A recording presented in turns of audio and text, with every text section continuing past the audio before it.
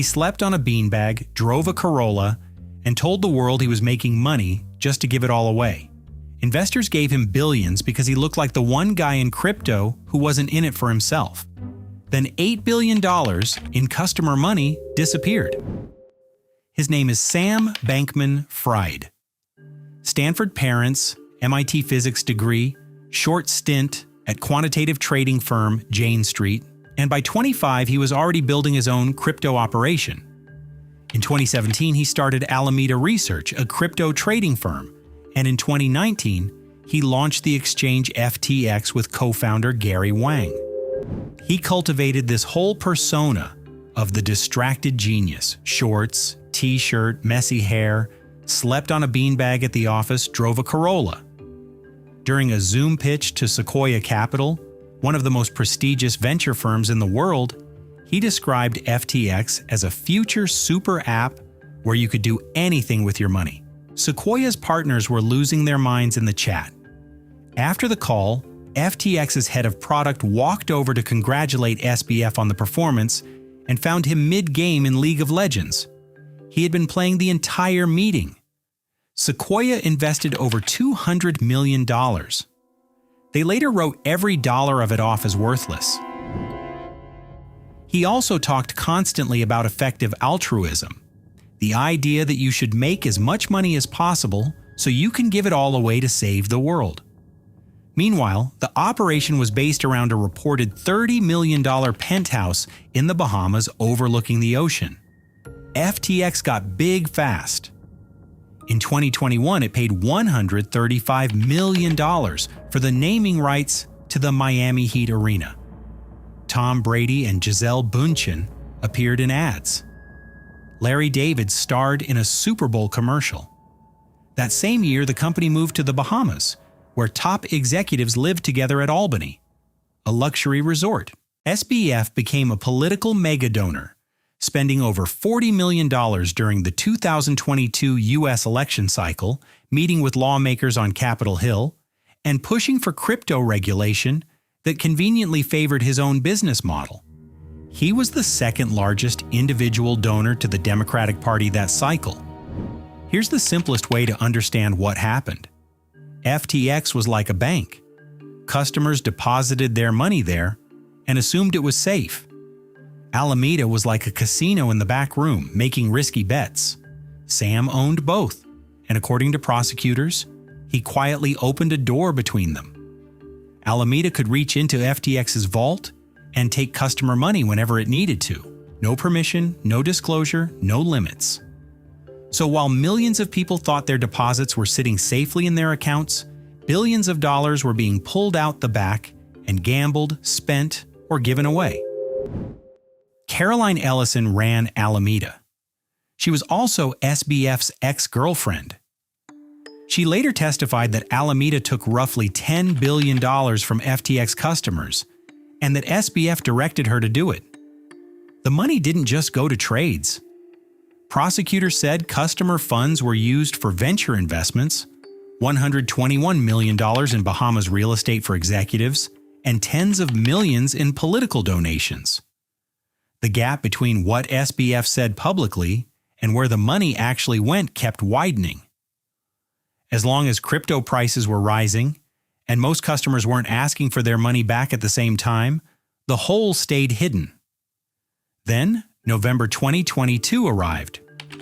On November 2nd, a crypto news site called CoinDesk published a leaked document showing that Alameda's balance sheet was built mostly on a token called FTT, a coin that FTX itself had created out of thin air.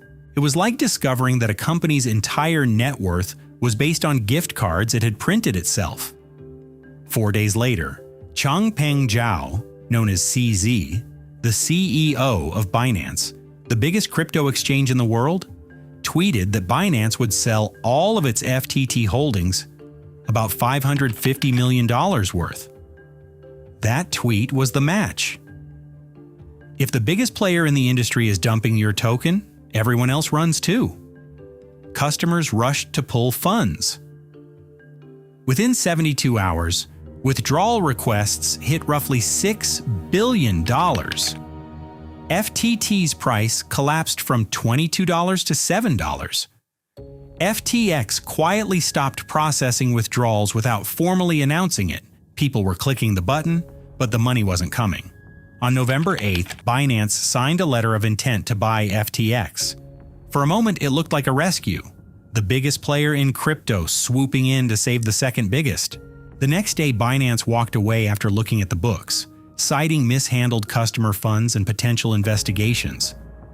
CZ tweeted simply that the issues were beyond our control or ability to help. That was it. On November 10th, SBF tweeted, "I fucked up and should have done better." 2 days later, FTX, Alameda, and over 130 affiliates filed for bankruptcy. John J. Ray III took over as CEO, the same man who had handled the Enron cleanup. His first public statement about FTX: "Never in my career have I seen such a complete failure of corporate controls." He later described it more bluntly as old-fashioned embezzlement. And then, while the company was in the middle of collapsing, roughly $477 million disappeared from FTX wallets in what investigators described as unauthorized transfers. The whole thing was already falling apart, and somebody was still grabbing cash on the way out. To this day, the full story of where that money went has never been fully resolved. SBF was arrested in the Bahamas on December 12th at the request of U.S. authorities. The next day, prosecutors unsealed the indictment. He was extradited, released on $250 million bail, one of the largest in history, and sent to his parents' house in Palo Alto, California. The man who had been living in a $30 million penthouse was now under house arrest at his mom and dad's place. That didn't last. In August 2023, a judge revoked his bail over witness tampering concerns and sent him to jail to wait for trial.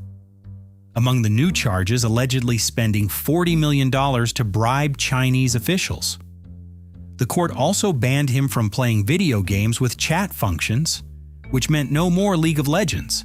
When the trial came in October, 3 of his closest insiders, Ellison, Wang, and engineering director Nishad Singh, all testified against him. Every one of them had been in the room, had seen the money move, and had chosen to cooperate rather than go down with him.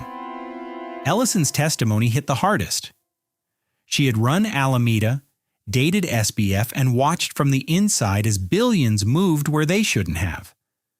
She told the jury she created fake balance sheets to hide Alameda's position from lenders because SBF told her to. She described lying awake at night knowing the hole was getting bigger and hoping the market would recover before anyone noticed. It didn't. Wang explained how Alameda's special access wasn't a glitch or a workaround. It was built directly into FTX's code, designed that way from the start. The jury convicted him on all 7 counts. In March 2024, the judge sentenced him to 25 years and ordered forfeiture of about $11 billion. More than 1 million customer and creditor claims were filed worldwide. The bankruptcy estate eventually recovered billions, and many smaller creditors were projected to receive about 118% of their allowed claims at petition date values, better than most expected, but a long way from the experience of logging into an exchange and finding your money exactly where you left it. The guy who played video games during a $200 million investor meeting, who said he wanted to save the world with effective altruism, who spent $40 million on politics with money that didn't belong to him, ended up in a cell owing $11 billion, while the arena that carried his company's name had the letters taken down one by one. Enjoyed this story? Leave a like, subscribe, and stay tuned for the next one. Now you know.